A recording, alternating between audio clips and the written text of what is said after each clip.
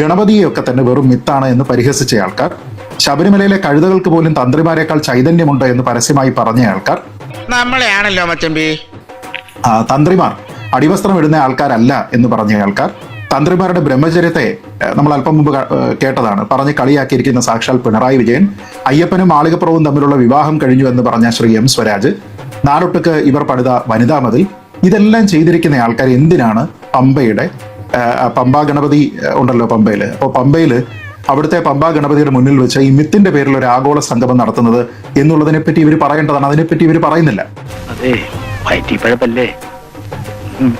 അപ്പോൾ അയ്യപ്പ സംഗമത്തിലെ അയ്യപ്പന്മാർ ഇവർ രണ്ടുപേരുമാണോ? വളരെ വ്യക്തമാണല്ലോ.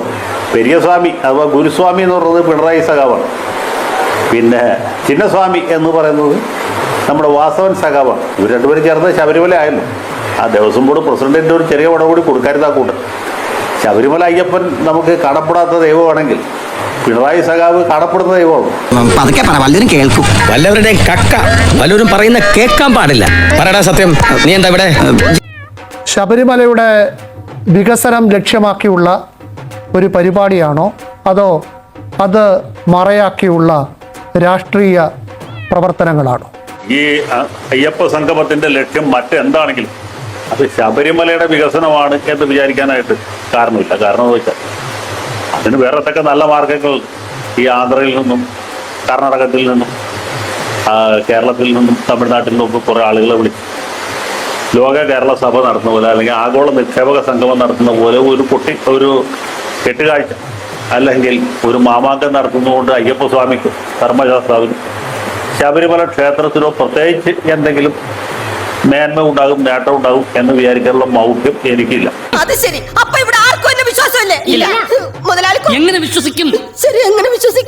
ആർക്കും ഉണ്ടാവും എന്ന് എനിക്ക് തോന്നുന്നു. കാരണം ശബരിമലയുടെ വികസനത്തിനാണെങ്കിൽ വേറെ സൃഷ്ടിപരമായ മറ്റ് പല കാര്യങ്ങളും ചെയ്യാവുന്ന. പിന്നെ ചില ആളുകൾ പറയുന്ന രീതിയിലാണെങ്കിൽ നമ്മുടെ മുഖ്യമന്ത്രിക്കൊക്കെ ഇപ്പൊ എന്തോ ജാതകവശാൽ അത് മോശം കാലമാണ്, അയ്യപ്പസ്വാമിയുടെ പ്രീതി കിട്ടിയാലേ ഇനി രക്ഷയുള്ളൂ എന്ന രീതിയിലൊരു ജ്യോതിഷോപദേശം ലഭിച്ചിട്ടുണ്ട്. അപ്പൊ അങ്ങനെ ഒരു പരിഹാരക്രിയയായിട്ട് ചെയ്യുന്നതാകാൻ സാധ്യതയുണ്ട്. എനിക്ക് എവിടെ ചെന്നാലും ഈ നമ്മുടെ കരികാലമാണല്ലോ, ഇതുപോലെ പല സംഭവങ്ങളും നടക്കും. ശ്രീ ജി സുധാകരൻ ദേവസ്വം മന്ത്രി ആയിരിക്കുന്ന കാലത്ത് അദ്ദേഹമായിട്ട് എന്തോ കാര്യത്തിൽ എതിരഭിപ്രായം ഉണ്ടായ ആർ ബാലകൃഷ്ണപിള്ള അന്ന് സുധാകരനോട് കൊടുത്തു, സുധാകര അയ്യപ്പസ്വാമിയോട് കളിക്കരുത്, കളിച്ചാൽ പണി കിട്ടും. ഏതാണ്ട് 41 ദിവസത്തിനകത്ത് തന്നെ അദ്ദേഹത്തിന്റെ ദേവസ്വം വകുപ്പ് അച്യുതാനന്ദനെ എടുത്ത് കടന്നപ്പള്ളി രാമേന്ദ്രൻ നേരിട്ടു. അപ്പോൾ ബാലകൃഷ്ണപിള്ള കണ്ടു അയ്യപ്പനോട് കളിച്ച ഇങ്ങനെ. ഏതായാലും സുധാകരൻ പിന്നീട് ശബരിമല അയ്യപ്പനെ സ്തുതിച്ചുകൊണ്ട് ഭാഷാഭൂഷണി മാസികയിൽ ഇംഗ്ലീഷിൽ ഒരു കവിത എഴുതി എന്നുള്ളതാണ് എന്റെ ഓർമ്മ. വാസവനായിട്ട് മുഖ്യമന്ത്രി പിണറായി വിജയനായിട്ട് കവിത എഴുതാനെന്ന് പറയും, പ്രത്യേകിച്ച് ഇംഗ്ലീഷ് വളരെ വീക്കാണ്. അതുകൊണ്ട് അവരിങ്ങനെ ഒരു പരിഹാരക്രിയ ചെയ്യുന്നു എന്ന് വിചാരിച്ചാൽ മതി. എഴുത്തുമാനെ അറിയാൻ പാടില്ലാത്തവരെ കളിയാക്കുന്നോടാ. അപ്പോൾ അയ്യപ്പ സംഗമത്തിലെ അയ്യപ്പന്മാർ ഇവർ രണ്ടുപേരുമാണോ? വളരെ വ്യക്തമാണല്ലോ. പെരിയസ്വാമി അഥവാ ഗുരുസ്വാമി എന്ന് പറയുന്നത് പിണറായി സഖാവാണ്. പിന്നെ ചിന്നസ്വാമി എന്ന് പറയുന്നത് നമ്മുടെ വാസവൻ സഖാവാണ്. ഇവർ രണ്ടുപേരും ചേർന്ന് ശബരിമല ആയല്ലോ. ആ ദേവസ്വം ബോർഡ് പ്രസിഡന്റിന്റെ ഒരു ചെറിയ പടം കൂടി കൊടുക്കരുതാ കൂട്ട്. ശബരിമല അയ്യപ്പൻ നമുക്ക് കാണപ്പെടാത്ത ദൈവമാണെങ്കിൽ പിണറായി സഖാവ് കാണപ്പെടുന്ന ദൈവമാണ്. തൊഴിൽ രഹിതരെ ആക്കല്ലേ, ഇത് മനഃപൂർവ്വമാണ്. കേരളത്തിലെ ഹിന്ദു സമൂഹത്തോടും അയ്യപ്പ ഭക്തന്മാരോടും ചിലപ്പോൾ ഞങ്ങളും അയ്യപ്പ ഭക്തന്മാരാണ്, ഞങ്ങൾ വിശ്വാസികൾക്ക് അനുകൂലമാണ് എന്നൊക്കെ പറയും. പക്ഷെ ഇതിൻ്റെ യഥാർത്ഥം വരാൻ പോകുന്ന അസംബ്ലി തെരഞ്ഞെടുപ്പിൻ്റെ PR വർക്കിൻ്റെ ഭാഗമായി കേരളത്തിൽ CPM നഷ്ടപ്പെട്ട ശ്രീ ജയശങ്കർ പറഞ്ഞ പോലെ ഒരു വിഭാഗം ഹിന്ദുക്കളുണ്ട്. ദാറ്റ് മീൻസ് കേരളത്തിലെ പിന്നോക്ക സമുദായം, ശബരിമലയിലേക്ക് ഇടിച്ചു കയറി പോകുന്ന ആ സമൂഹം തൂക്കിയല്ലോ നാഥ. ആ സമൂഹത്തിന്റെ വോട്ട് കഴിഞ്ഞ പാർലമെന്റ് ഇലക്ഷനിൽ കാസർഗോഡ് തുടങ്ങി എല്ലാ ജില്ലകളിലും നഷ്ടപ്പെട്ടിരിക്കുന്നു. അത് തിരിച്ചു പിടിക്കാനുള്ള ഒരു ജിമിക്കാണ് ആക്ച്വലായി നടക്കുന്ന ഈ ആഗോള അയ്യപ്പ സംഗമം. അതെന്താണോ താനൊരു അർത്ഥം വെച്ച് സംസാരിക്കണേ? എന്റെ നഖം തൊട്ട് മുടി വരെ തീ പിടിച്ചിരിക്കുക. സത്യങ്ങളൊക്കെ മറന്നുകൊണ്ട് സങ്കുചിതമായ താല്പര്യങ്ങളിൽ നമുക്കെല്ലാം അറിയാം, കനകദുർഗയും ബിന്ദു അമ്മിണിയെയും രാത്രിയുടെ മറവിൽ കയറ്റിയത് മുഖ്യമന്ത്രിയുടെ താല്പര്യത്തോടെയും അറിവോടുകൂടിയാണ്. അടുത്ത ദിവസം അത് എനിക്കിന്ന് ഓർമ്മയുണ്ട്, അതായത് ഒരു ഫ്ലൈറ്റിൽ പോയി, ഫ്ലൈറ്റിൽ നിന്ന് ഇറങ്ങി അദ്ദേഹം പ്രതികരിച്ചത് എന്തായാലും ഇനിയും കയറിയല്ലോ കുഴപ്പമില്ല എന്നാണ്. അപ്പോ ഇത്തരത്തിൽ ചെയ്ത തെറ്റുകൾ അദ്ദേഹം ശരിയായില്ല എന്നെങ്കിലും പറയണം. ഇനി അദ്ദേഹം തെറ്റാൻ സമ്മതിക്കൂല, അദ്ദേഹം ഒരു സ്റ്റാലിൻ മോഡലുള്ള ആളാണ്, തെറ്റാണെന്ന് സമ്മതിക്കൂല. പക്ഷേ എനിക്ക് അന്ന് ചില ധാരണാ പശകൾ ഉണ്ടായി. നിങ്ങൾക്ക് വിഷമമുണ്ടെങ്കിൽ ഞാൻ നിങ്ങളുടെ വിഷമത്തോട് യോജിക്കുന്നു. ഐ റിഗ്രറ്റ്, ഖേദ പ്രകടനം, ഇതൊക്കെ നടത്തിയാൽ അദ്ദേഹത്തിന്റെ സ്റ്റേച്ചർ കൂടുകയുള്ളൂ. പക്ഷേ അത് ചെയ്യാതെ ഇലക്ഷൻ വർഷം ഹിന്ദു വോട്ടുകൾ കൺസോൾഡേറ്റ് ചെയ്യാൻ, പ്രത്യേകിച്ച് നായർ ഈഴവ വോട്ടുകൾ കൺസോൾഡേറ്റ് ചെയ്യാൻ വേണ്ടി, അല്ലെങ്കിൽ പിന്നോക്ക വോട്ടുകൾ കൺസോൾഡേറ്റ് ചെയ്യാൻ വേണ്ടി ഇത് ചെയ്യുന്നത് ആത്മാർത്ഥമായിട്ടാണെങ്കിൽ നല്ലതാണ്. പക്ഷേ സാധാരണക്കാരത് ആത്മാർത്ഥത ഇല്ല എന്ന് സംശയിച്ചാൽ അവരെ കുറ്റം പറയാൻ കഴിയില്ല. ഇല്ലാത്ത പരിചയം കാട്ടി ഓരോരോ ഹമാറുകൾ വലിഞ്ഞു കയറും കേരളക്കാരെ പറയിപ്പിക്കാൻ. പഴയ വിജയൻ എന്തായാലും ശ്രീ രാഹുൽ ഈശ്വർ ആഗ്രഹിക്കുന്ന പോലെ ചെയ്യില്ല. പുതിയ വിജയം ചെയ്യുമോ എന്നറിയാൻ നമുക്ക് 20-ാം തീയതി വരെ കാത്തിരിക്കാം. എന്റെ ജീവിതത്തിൽ ഞാൻ ഇങ്ങനെ ചമ്മിട്ടില്ല. എന്തോ ഇതിനെ ഒരു രാഷ്ട്രീയമായി കാണേണ്ട ഒരു കാര്യമല്ല. ഇത് ആരാധനയുടെ ഭാഗമായി നടക്കുന്ന കാര്യമാണ്. ദേവസ്വം ബോർഡ് നടത്തട്ടെ. സർക്കാരിൻ്റെ ഒരു പരിപാടിയല്ല, ദേവസ്വം ബോർഡിൻ്റെ പരിപാടിയാണ്.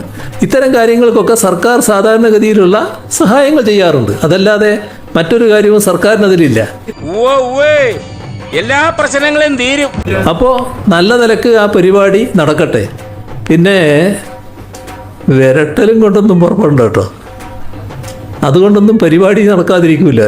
തൊലിക്ക് നല്ല കട്ടിയാണല്ലേ. ശ്രീ ഷിജിത് പണിക്കർ ആരാധനയുടെ ഭാഗമായി നടത്തുന്നതാണ്, ദേവസ്വം ബോർഡ് നടത്തുന്നതാണ്. പക്ഷെ പരിപാടി അടുത്തപ്പോഴേക്ക് പോസ്റ്ററിൽ മുഴുവൻ പിണറായി വിജയനും ദേവസ്വം മന്ത്രിയുമാണ്. നന്നായിട്ടുണ്ട്. ഈ കോപ്രായം കാണിക്കാനാണോ താൻ അമേരിക്കയിൽ വിളിച്ചു വരുത്തിയത്? അപ്പൊ അങ്ങനെ പുറത്തേക്ക് പോയിരിക്കുന്ന ഹിന്ദു വോട്ടർമാരെ തിരികെ കൊണ്ടുവരുന്നതിന് വേണ്ടിയിട്ടുള്ള ഒരു നമ്പറാണ് അയ്യപ്പ സംഗമം എന്ന് നിസ്സംശയം പറയാം. സത്യത്തിൽ ദേവസ്വം ബോർഡ് നടത്തുന്നതാണ് എന്ന് പറഞ്ഞാലും ഈ പരിപാടി നടത്തുന്നത് കേരള സർക്കാരാണ് എന്ന് നമുക്കറിയാം. സർക്കാരിന്റെ താല്പര്യത്തിലാണ് നടത്തുന്നത്. ഈ പുലിപ്പുറത്ത് കയറി അയ്യപ്പൻ വരുന്നത് പോലെ ദേവസ്വം ബോർഡിന്റെ പുറത്ത് കയറി പിണറായി വിജയൻ എഴുന്നള്ളുന്നു എന്നുള്ള ഒരൊറ്റ കാര്യം മാത്രമേ ഉള്ളൂ. അതൊക്കെ ഗോപാലകൃഷ്ണൻ ഒരു നമ്പർ അല്ലേ? അവിടെ പുലിക്കല്ല പ്രാധാന്യം, അയ്യപ്പനാണ്. അതുകൊണ്ട് തന്നെ ദേവസ്വം ബോർഡിനല്ല പ്രാധാന്യം, ശ്രീ പിണറായി വിജയനാണ് എന്നതുകൊണ്ടാണ് ഈ ഹോർഡിങ്ങുകളിലും പരസ്യങ്ങളിലും എല്ലാം തന്നെ നമ്മൾ ശ്രീ പിണറായി വിജയന്റെ ഫുൾ ബോഡി ഫുൾ ഫിഗർ ഇതൊക്കെ തന്നെ നമ്മൾ കാണുന്നത്. നമ്മളിവിടെ മനസ്സിലാക്കേണ്ടത് ശബരിമല എന്നത് ഒരു വിനോദസഞ്ചാര കേന്ദ്രമല്ല, അതൊരു തീർത്ഥാടന കേന്ദ്രമാണ്. അപ്പോൾ ഏതൊരു തീർത്ഥാടന കേന്ദ്രത്തിനാണെങ്കിലും അതിൻ്റെതായിട്ടുള്ള ചിട്ടവട്ടങ്ങളുണ്ട്, ആചാര പദ്ധതികളുണ്ട്, പൂജാ സമ്പ്രദായങ്ങളുണ്ട്. ഇതെല്ലാം പാലിക്കാനായിട്ട് തയ്യാറായിട്ട് അവിടെ എത്തുന്ന ആൾക്കാർ, അങ്ങനെയുള്ള ആൾക്കാരാണോ ഈ അതിഥികളായിട്ട് ഇതിൽ എത്തുന്നത്?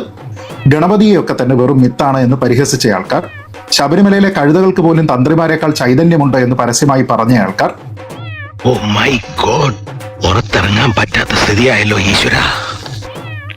തന്ത്രിമാർ അടിവസ്ത്രം ഇടുന്ന ആൾക്കാരല്ല എന്ന് പറഞ്ഞ ആൾക്കാർ, തന്ത്രിമാരുടെ ബ്രഹ്മചര്യത്തെ നമ്മൾ അല്പം മുമ്പ് കേട്ടതാണ്, പറഞ്ഞ് കളിയാക്കിയിരിക്കുന്ന സാക്ഷാൽ പിണറായി വിജയൻ, അയ്യപ്പനും മാളികപ്പുറവും തമ്മിലുള്ള വിവാഹം കഴിഞ്ഞു എന്ന് പറഞ്ഞ ശ്രീ എം സ്വരാജ്, നാടൊട്ടുക്ക് ഇവർ പണിത വനിതാ മതിൽ, ഇതെല്ലാം ചെയ്തിരിക്കുന്ന ആൾക്കാർ എന്തിനാണ് പമ്പയുടെ പമ്പാ ഗണപതി ഉണ്ടല്ലോ പമ്പയില്, അപ്പോൾ പമ്പയില് അവിടുത്തെ പമ്പാ ഗണപതിയുടെ മുന്നിൽ വെച്ച് ഈ മിത്തിന്റെ പേരിൽ ഒരു ആഗോള സംഗമം നടത്തുന്നത്?